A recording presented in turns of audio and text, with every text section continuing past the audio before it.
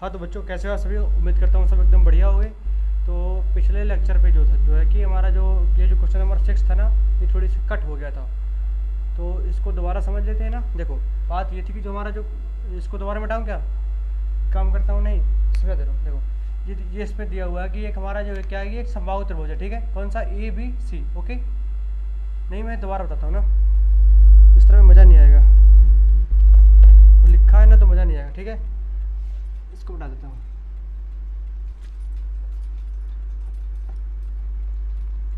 अब समझ लो, जो हमारा जो क्वेश्चन नंबर 6 है वो क्या कह रहा है। 6 है 7 6 है ना। ये कह रहा है कि एक संभावित त्रिभुज है। कौन सा, ये इसने हमें दिया है कि जो ए बी सी हमारा क्या है कि ए बी सी क्या है कि एक समबाहु त्रिभुज है, ठीक है। समबाहु त्रिभुज है, क्या ये एक समबाहु त्रिभुज है। और इसकी जो प्रत्येक भुजा के लिए देखो समबाहु त्रिभुज होता है, जैसे मैंने बना दिया ये क्या हो गया हमारा समबाहु त्रिभुज हो गया, ए बी और सी। अब समबाहु त्रिभुज की जो होती है तीनों भुजाएं बराबर होती हैं, है कि नहीं। तो जो हमारी ए बी भुजा होगी वो बराबर होगी किसके, बी सी भुजा की। और जो बी सी होगी वो किसके बराबर होगी, सी ए भुजा की। और इसकी लंबाई हमें क्वेश्चन में दे रखी है 2a। क्या दे रखी है, 2a, ठीक है। फिर बोल रहा था कि उसके प्रत्येक शीर्ष लंब की लंबाई बताओ। देखो शीर्ष लंब का मतलब होता है शीर्ष से डाला गया लंब, क्या बोलते हैं इसको, शीर्ष लंब। इसको मान लेता हूँ d, ठीक है। दिस इज 90 डिग्री, यानी कि ED जो है वो परपेंडिकुलर है किस पर, BC पर।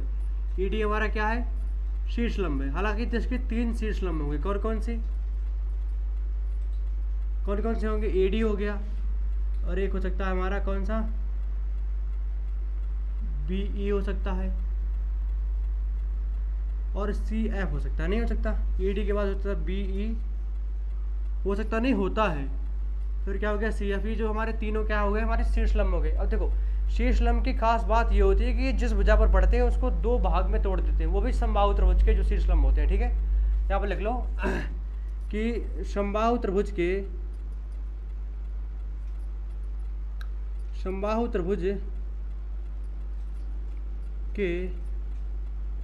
शीर्ष लंब जो है कि भुजा को 2 बराबर भागों में बांटते हैं, ठीक है। 2 बराबर भागों में बांटते हैं। अब कौन सी भुजा को, जिस भी भुजा पर वो पढ़ते हैं। जैसे यानी कि ED हुआ, जो ED BC भुजा पर पड़ा तो उसने BC को 2 इक्वल पार्ट्स में तोड़ दिया। जैसे देखो इसकी जो टोटल लेंथ थी वो कितनी थी, 2a दे रखी है, लेकिन ये कितनी हो गई, ये हमारी हो गई a, और ये भी हो गई, कितनी हो गई हमारी a, ठीक है। हालांकि ये जो है ना ये भी हमारी कितनी है, 2a ही है। और जो ये लंबाई वो कितनी है, वो भी 2a ही है, क्योंकि ये समबाहु त्रिभुज है और समबाहु त्रिभुज के तीनों भुजाएं बराबर होते हैं, प्रत्येक कोण 60 अंश का होता है, ठीक है। अब ये हो गया। तो इसका मतलब ये है कि जो BD होगा हमारा, इसने मतलब बीच में तोड़ दिया, तो जो BD होगा वो किसके इक्वल होगा, हमारा DC के। और इसकी लंबाई कितनी होगी, a सेंटीमीटर। कितनी होगी, a सेंटीमीटर। अब हमें चाहिए शीर्ष लंब की लंबाई, तो मैं क्या करता हूँ, जो ट्रायंगल है हमारा ADB में लेता हूँ। कौन सा ट्रायंगल, हाफ ट्रायंगल ADB, ये वाला मैं ट्रायंगल लेता हूँ। कौन सा, AD और B, ये ट्रायंगल लेता हूँ। इस पर मैं पाइथागोरस थ्योरम लगाऊंगा। कौन सा, ADB में मैं क्या करता हूँ कि पाइथागोरस थ्योरम से, पाइथागोरस प्रमेय से, ठीक है। जो पाइथागोरस थ्योरम होती है हमारी AB का स्क्वायर इक्वल टू BD का स्क्वायर प्लस ED का स्क्वायर, ठीक है। तो जो AB का स्क्वायर है, AB के स्क्वायर की वैल्यू कितनी है, 2a है। कितनी है, 2a, यानी कि AB के स्क्वायर की वैल्यू नहीं, AB की वैल्यू कितनी है, 2a। तो 2a का स्क्वायर इक्वल टू BD की वैल्यू कितनी है, a है, a का स्क्वायर प्लस ED की वैल्यू हमें पता नहीं है, यही तो शीर्ष लंब की लंबाई है, वही हमें फाइंड करनी है, ठीक है। तो यदि मैं चाहूँ ये हो जाएगा हमारा 4a square minus a square equal to AD का स्क्वायर, ठीक है। तो यानी कि AD का स्क्वायर इक्वल हो जाएगा हमारा 3a का स्क्वायर। तो जो AD की वैल्यू होगी हो जाएगी a√3। कितनी हो जाएगी हमारी, a√3।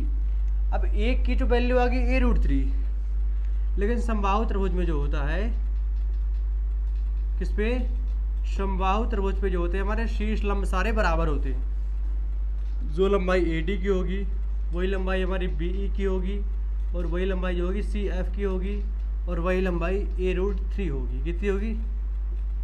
बस यही हमें प्रूफ करना था।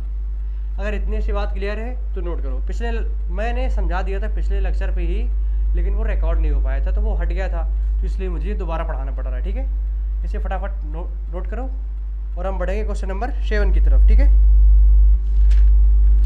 कर लिए नोट? तो सर पहले हटो तो, है ना, लो हट गया, हो गया। चलो आगे बढ़ते हैं।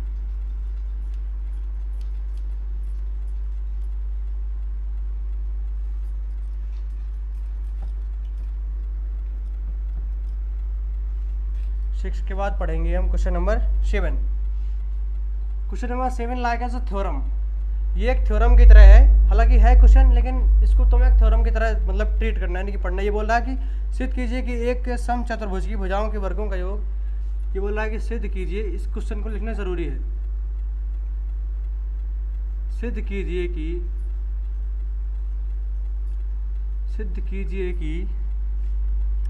एक समचतुर्भुज की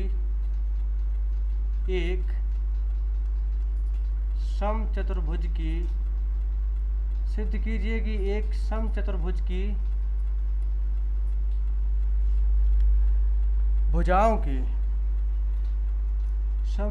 चतुर्भुज की भुजाओं के वर्गों का योग, भुजाओं के वर्गों का जो योग है वो विकर्णों के योग के बराबर होता है। वो क्या होता है कि उसके विकर्णों के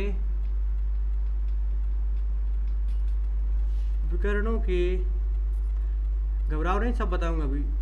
विकर्णों के योग के बराबर होता है। ठीक है, अब ये बात कैसी है अब समझो। पहले कुछ हमें इस पे दिया हुआ होगा। क्या दिया हुआ होगा? देखो, एक बोल रहा है समचतुर्भुज। पहली बात ये समझो समचतुर्भुज होता क्या है। समचतुर्भुज ऐसा होता है कि इसमें क्या होता है कि इसकी चारों भुजाएं क्या होती हैं? बराबर होती हैं, और इसके विकर्ण एक दूसरे को 90 डिग्री पर काटते हैं। ठीक है, और समद्विभाजक भी करते हैं। इसको मान लेता हूँ मैं कौन सा, A, B, C and D। तो देखो, जब ये एक दूसरे को विकर्ण जो होते हैं ना, जो जब एक दूसरे को काटते हैं ना, अगर गौर से देखो तो तुम्हें एग्जैक्ट ये 90 डिग्री पे काटते हैं एक दूसरे को। ठीक है, कैसे काटते हैं?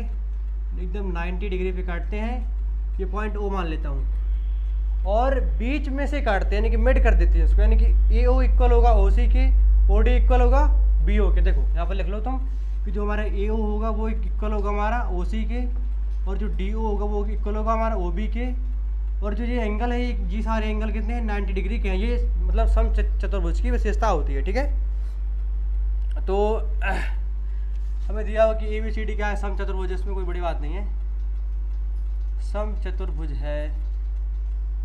ये क्या है? हमें गिवन है। ओके, कोई दिक्कत किसी को है तो बोलो, बाद में मत बोलना। जो विकर्ण है वो BD क्या है कि BD एंड नहीं, AC एंड BD जो है, AC एंड BD क्या है कि परस्पर ऊपर मिलते हैं, यानी कि ऊपर जो है एक दूसरे को क्या करते हैं? कट करते हैं। ठीक है, कोई दिक्कत नहीं ना? तो जो हमें सिद्ध करना है वो क्या करना है, यानी कि सिद्ध ये करना है कि जो इसकी भुजाएं होती हैं उनके जो वर्गों का जो स्क्वायर, यानी कि स्क्वायरों का जो ऐड है, यानी कि जो AB का स्क्वायर है प्लस जो BC का स्क्वायर है प्लस जो CD का स्क्वायर है प्लस जो AD का स्क्वायर है, वो इनके विकर्णों के विकर्ण क्या है? AC का स्क्वायर प्लस BD के स्क्वायर के बराबर है। ये हमें प्रूफ करना है। ठीक है, तो इस पर कंस्ट्रक्शन की आवश्यकता नहीं पड़नी है, सीधे हम उत्पत्ति करते हैं इसकी। ठीक है, तो मैं ले लेता हूँ ट्रायंगल AOB में। किस में?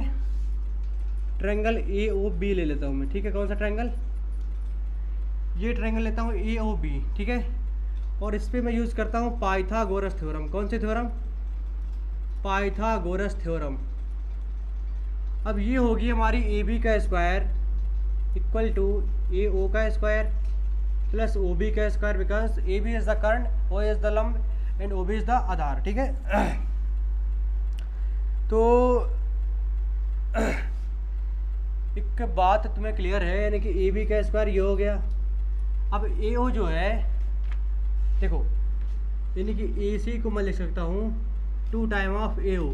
नहीं, अगर ए ओ 2 बार कर दो तो हमारा ए सी हो जाएगा। नहीं तो जो ओ ए जो यानी कि जो फिर ए ओ की जो वैल्यू निकलेगी वो निकलेगी 1/2 ऑफ ए सी। ठीक है कि नहीं? बताओ, ए सी की जो वैल्यू है वो ए ओ और ए ओ के मतलब 2 बार अगर जोड़े ए ओ को तो ए सी के इक्वल हो रहा है।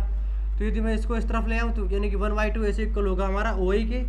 और फिर यदि मैं लिखूँ क्या कि जो ओ बी है, O B plus O D ये इक्वल होगा हमारा टी बी के, और ओ बी ओ डी आपस में बराबर है तो जाएगा O B plus O B equal to D B, है कि नहीं? तो जाएगा 2 time of O B equal to D B. अब चाहिए मुझे क्या चाहिए, ओ बी, तो जाएगा 1/2 time of D B. Okay, कोई दिक्कत नहीं ना? अब इन 2 पॉइंट से मैं कुछ निकालने वाला हूँ, समझो ज़रा गौर से कि जो ओ ए की जगह मैं रख दूंगा 1/2 ऑफ ए सी का स्क्वायर प्लस ए ओ बी की जगह पर मैं रखूँगा क्या 1/2 ऑफ डी बी या फिर बी डी का स्क्वायर। ठीक है, हो गया। अब देखो ये जाएगा हमारा ए बी का square equal to 1/4 of A C का square plus 1/4 of B D का स्क्वायर। ठीक है, और इसे मैं लिख सकता हूँ, यदि मैं इसमें से देखो ए बी का स्क्वायर ये लिखा हुआ है, मैं इससे 1/4 कॉमन ले लूँ तो ये हो जाएगा हमारा ए सी का स्क्वायर प्लस बी डी का स्क्वायर। होगा कि नहीं होगा? बिल्कुल होगा। अब इसको मैं 3 गुणा करा तो जाएगा 4 टाइम ऑफ ए बी का square equal to A C का स्क्वायर प्लस बी डी का स्क्वायर, है कि नहीं? अब जो ए बी है ना, समचतुर्भुज की चारों भुजाएं बराबर होती हैं, याद रखो। ए बी बराबर होगा हमारा बी सी के बराबर सी डी के बराबर डी ए की। इसमें समचतुर्भुज इसलिए बोलते हैं कि इसकी चारों भुजाएं बराबर होती हैं। ठीक है, तो इसको मैं लिख सकता हूँ ए बी 4 बार ए बी का स्क्वायर प्लस ए बी का स्क्वायर प्लस ए बी का स्क्वायर प्लस ए बी का square equal to A C का स्क्वायर प्लस बी डी का स्क्वायर, है कि नहीं? इतनी बात समझ में आई ना? अब देखो ए बी तो मैं लिखूँगा ए बी का स्क्वायर।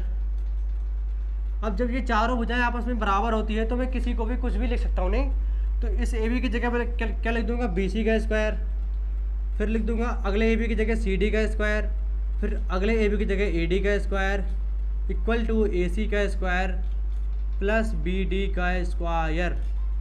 कोई दिक्कत है तो बोलो, यही हमें प्रूफ करना था। ये 4 टाइम्स है तो ये A B C C D आपस में चारों बराबर हैं, तो ए बी हो गया B C C D D A कर दिया मैंने ए डी। तो बस मुझे यही प्रूफ करना था। नोट करो फटाफट।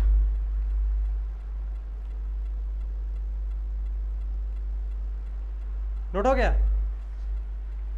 अब क्या अच्छा आगे बढ़ें? बढ़े आगे? अरे बोलो यार, कुछ तो बोलो। बढ़े आगे? चलो ठीक है।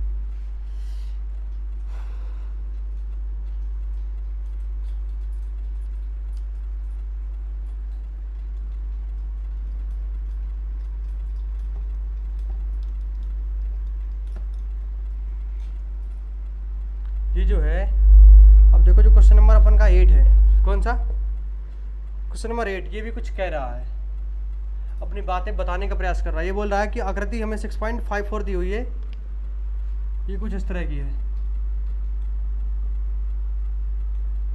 कुछ इस टाइप की दी हुई है। ठीक है, इस पर एक पॉइंट ई है, इस पर एक पॉइंट डी है, इस पर एक पॉइंट एफ है, दिस इज पॉइंट ओ, कुछ इस टाइप से है कि नहीं? ये क्या है? लंब है परस्पर, ऐसे करके लंब है, और ये है ए, ये है बी, और ये क्या है हमारा? सी है। ठीक है, यानी कि ए बी और सी है, यानी कि 3 चीज़ें हैं। अब ये बोल रहा है कि ठीक है, जो हमें गिवन है, ज़रा एक बार इस पर दृष्टि डाल लेते हैं। ये दिया हुआ कि ए बी सी डी के अभ्यंतर में स्थित कोई पॉइंट वो है। अभ्यंतर का मतलब होता है अंदर। ठीक है, तो यानी कि ए बी सी के अंदर क्या है? ए बी सी की जो अंदर है वो कौन सा पॉइंट है? अंदर क्या है? ओ है। ठीक है, अभ्यंतर बोल सकते हो, अंदर बोल सकते हो। ठीक है, और ये दिया हुआ कि O D is perpendicular to B C, O D that is O D is perpendicular to B C and F O यानी कि O F is perpendicular to A B and other thing is O E is perpendicular to A C. Okay, कोई दिक्कत किसी को है तो बोलो, नहीं ना। और अब हमें करना सिद्ध क्या करना है, इसमें 2 पॉइंट सिद्ध करने को। तो जो हमें सिद्ध करना है वो ये है, फर्स्ट पॉइंट इज दैट कि ओ ए का स्क्वायर प्लस ओ बी का स्क्वायर, ओ ए का स्क्वायर प्लस ओ बी का स्क्वायर, समझना ओ ए ओ बी कहाँ है, O A plus O B plus O C का स्क्वायर। अब यानी कि जब ओ ई ओ बी प्लस ओ सी की बात कर रहा है तो हमें इनको मतलब मिलाना होगा, ठीक है, इस तरह से ओ सी, ठीक है। हमने तीनों को क्या किया, मैंने मिला दिया, ठीक है।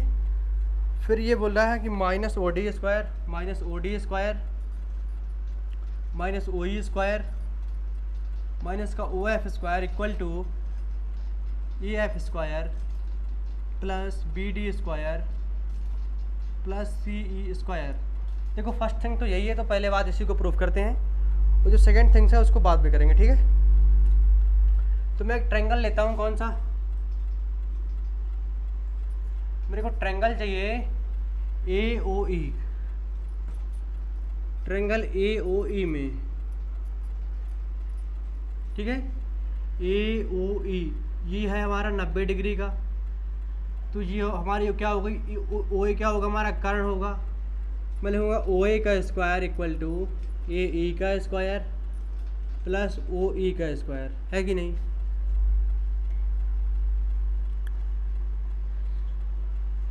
नहीं ये नहीं, ट्रायंगल हमें ए एफ ओ लेना है, ये सेकंड वाले के लिए लेना पड़ेगा, मुझे लेना है ट्रायंगल ए एफ ओ। कौन सा लेना है, ए एफ ओ में, ठीक है,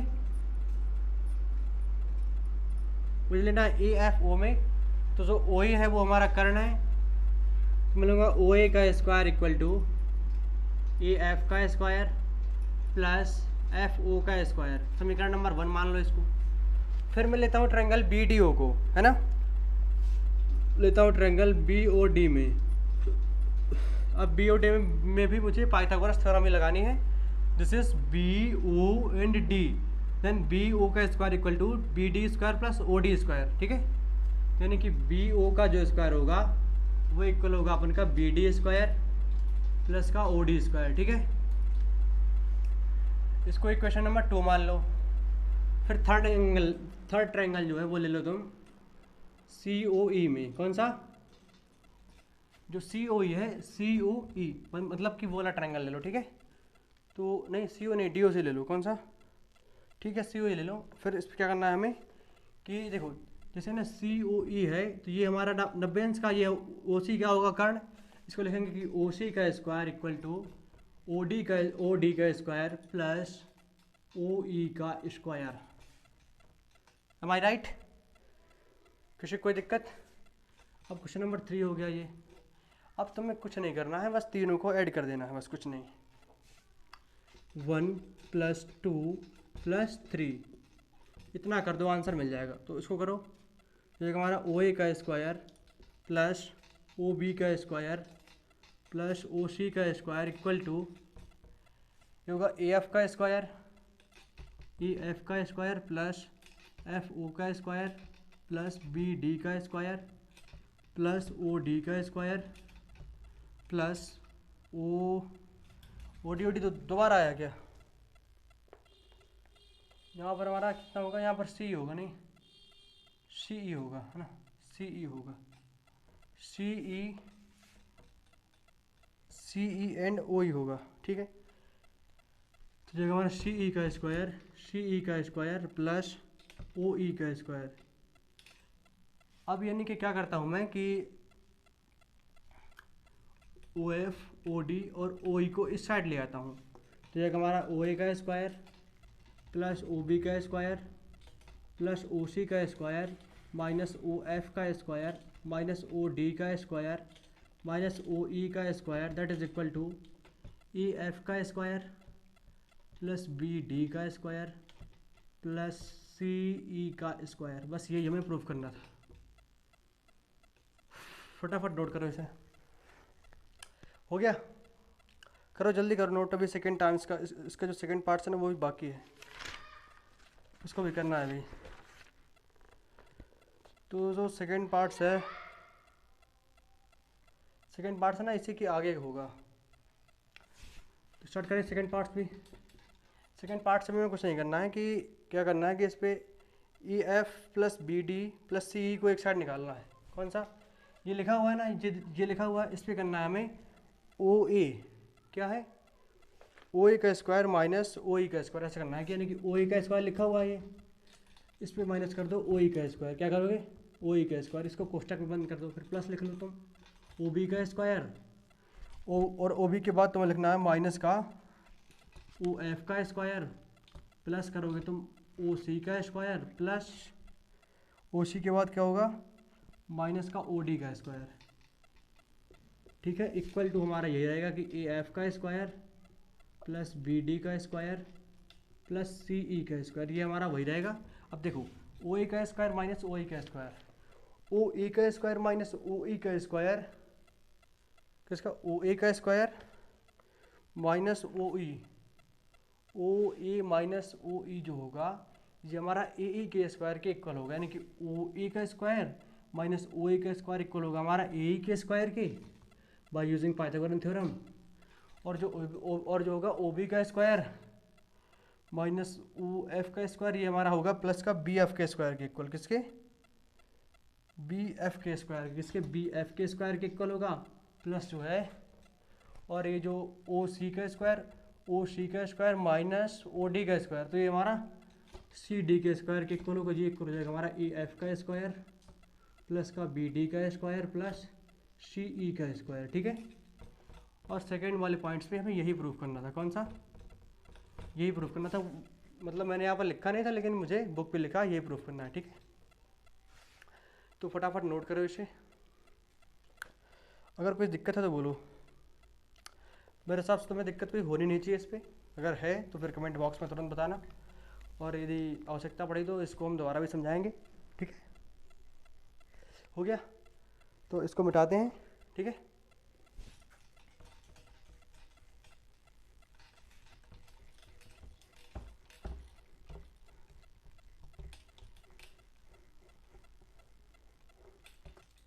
अब देखो ज़रा, अब एक क्वेश्चन है हमारा, कौन सा? Question number 9। वो क्या बोल रहा है कि 10 मीटर लंबी एक सीढ़ी को है। देखो एक हमारी सीढ़ी है, वो कितनी मीटर लंबी है? समझना ज़रा, एक सीढ़ी है, सीढ़ी कैसी लगती है? ये कितनी है? दीवार है। इस जो दीवार है ये कितनी है? 8 मीटर ऊंची है। कितनी मीटर ऊंची है जी? 8 मीटर ऊंची एक दीवार है, और इस पर एक लगी है क्या? सीढ़ी, वो ऊंची है 10 मीटर।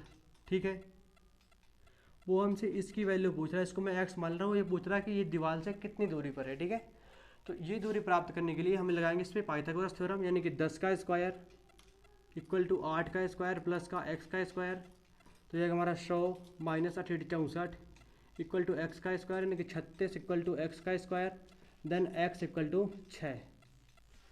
तो ये कितना बन जाएगा? 6, यानी कि 6 मीटर लंबी होगी ये, मतलब दूरी होगी दीवार से। ठीक है, और स्टार्ट करेंगे क्वेश्चन नंबर 10। इससे फटाफट नोट करो। हो गया? इसमें कुछ थ्योरी की आवश्यकता नहीं है, इसको डायरेक्टली इसी तरह करना है। ठीक है, हो गया? अब बढ़ेंगे क्वेश्चन नंबर 10 की तरफ।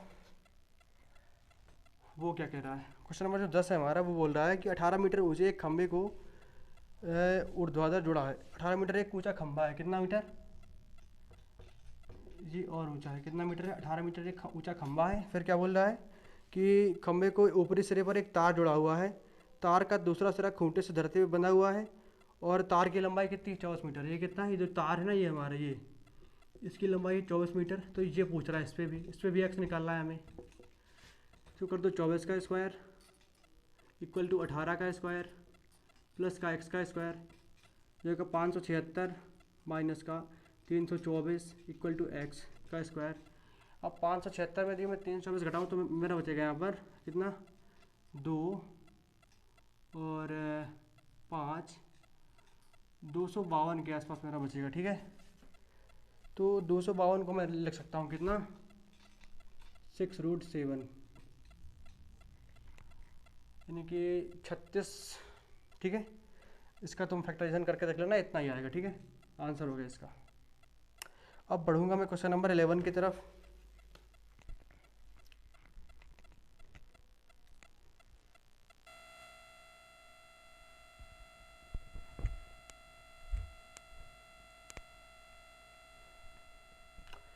अब देखेंगे क्वेश्चन नंबर 11। ठीक है, 10 हो गया जी। अब क्वेश्चन नंबर 11 को देखना है। 11 पे क्या है? 11 बोल रहा है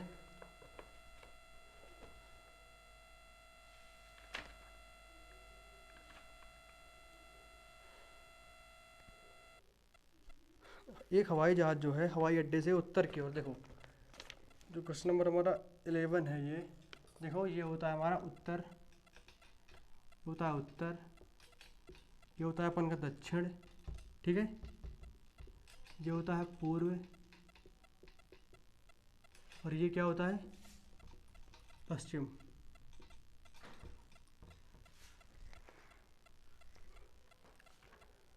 तो देखो एक हवाई जहाज है जो उत्तर की तरफ 1000 किलोमीटर पर आवर की स्पीड से उड़ रहा है। ठीक है, मतलब मान लो कि ये एक हवाई जहाज है। ठीक है, तो वो 1000, इसकी स्पीड कितनी दी हुई है? इसकी स्पीड दी हुई है हमें 1000 किलोमीटर प्रति आवर की स्पीड से किस तरफ जा रहा है? यानी कि उत्तर की तरफ जा रहा है, इस तरफ। ठीक है, अब समझो, यानी कि 1000 मतलब की स्पीड से उत्तर की तरफ जा रहा है, और एक और जहाज है जो पश्चिम की तरफ जा रहा है। किसकी तरफ? जो ये पश्चिम है वो पश्चिम की तरफ जा रहा है। इसकी स्पीड कितनी है? यानी कि जो उत्तर वाले की है उसकी है 1000, और स्पीड यानी कि जो पश्चिम की तरफ जा रहा है उसकी स्पीड है हमारी कितनी है? इस पर दी हुई है 1200 किलोमीटर प्रति आवर। कितनी दी हुई है? 1200 किलोमीटर प्रति आवर दी हुई। ठीक है, अब हमें इसकी डिस्टेंस निकालनी है। ठीक है, तो दूरी बराबर होता है चाल इंटू समय, है कि नहीं? तो जो दूरी इसकी निकालनी होगी इस वाले की, उत्तर वाले की, तो इसकी चाल कितनी है हमारी? 1000 किलोमीटर पर आवर। इसको टाइम कितना लग रहा है? इस पर टाइम दिया हुआ है 3/2 आवर। कितना? 3/2 आवर। इसको काट दो, यानी कि 1500 आ जाएगा, 1500 किलोमीटर। ठीक है, तो इसकी यहाँ पर दूरी कितनी हो गई? 1500 किलोमीटर। ठीक है, अभी हमें पश्चिम वाले की दूरी चाहिए ना, तो इसकी चाल लिखेंगे पश्चिम वाले की कितनी है? 1200 इंटू टाइम है 3/2। ठीक है, ये मिलेगी 1800 किलोमीटर। ठीक है, तो इसकी जो दूरी होगी वो कितनी होगी? 1800 किलोमीटर। ठीक है, अब यदि मैं इसको इससे ज्वाइन कर दूँ, इससे, और हमसे पूछ क्या रहा है? हमसे पूछ रहा है कि मतलब इतने टाइम के बाद दोनों के बीच की दूरी क्या होगी, यानी कि वो हमसे ये पूछ रहा है। कौन सी पूछ रहा है? ये। अब इसे मैं मान ले रहा हूँ कितनी? x kilometre. ठीक है, तो इस पर क्या करेंगे हम? पाइथागोरस थ्योरम का यूज़ करेंगे। ठीक है, तो मार्कर खाली हो गया, एक मिनट,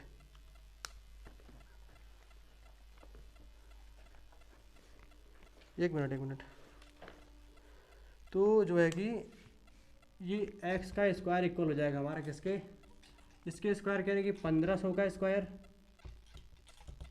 प्लस ये कितना है? 1800 का स्क्वायर, 1800 का स्क्वायर। ठीक है, तो जब इनका स्क्वायर करेंगे हम तो कितना मिलेगा? इसका मिल जाएगा हमें 225 40 प्लस 324 प्लस 40। ठीक है, और x इसका जो अंडर रूट है इस तरफ आ जाएगा। ठीक है, तो जब तुम इसको ऐड करोगे तो ये आएगा 5491240 अंडर रूट पे। ठीक है, तो जब इसको सॉल्व करोगे तुम लोग तो ये आएगा कितना? ये जाएगा 9 इंटू 61 इंटू 100 इंटू 100। ठीक है, तो तुम एक काम करना कि देखो ये है 9, तो 9 से अपन का 3 बाहर आ जाएगा, और 2 बार 100 से 100 बाहर आ जाएगा। ठीक है, ये बचेगा √61, तो x की वैल्यू मिलेगी हमें 300√61, यानी कि ये दोनों इतने किलोमीटर की दूरी पर होंगे। ठीक है, यानी कि 361 किलोमीटर की दूरी पर ये दोनों होंगे। तो यही हमें सॉल्व करना था। तो ठीक है, फिर मिलते हैं अपने अगले वीडियो पर, और आप लोग जब तक पढ़ते रहिए।